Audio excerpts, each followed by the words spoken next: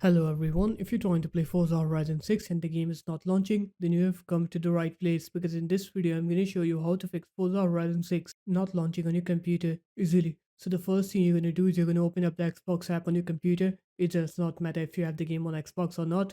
And now what you're going to do is you're going to click onto your username, click onto support them, click onto gaming services repair tool, click on start repairing them,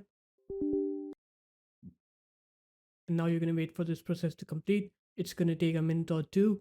After it's done with that, click close on here, close the Xbox app, and now what you're going to do is you're going to open up your games platform, which is Steam for me. You're going to right click on Forza Horizon 6, click properties, install files, and then click verify and tag it to your game files here.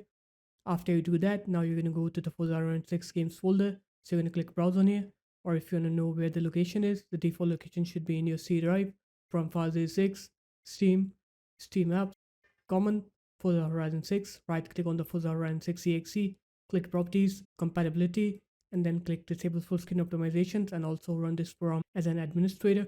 After that, click apply. And now you're gonna have to go into your BIOS to disable a setting called AESNI. So the way you can do that is you're gonna open up your start menu. You're gonna right here change advanced startup options.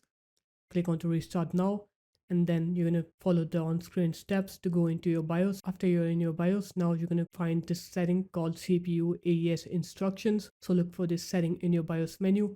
Once you find it, make sure to disable the setting.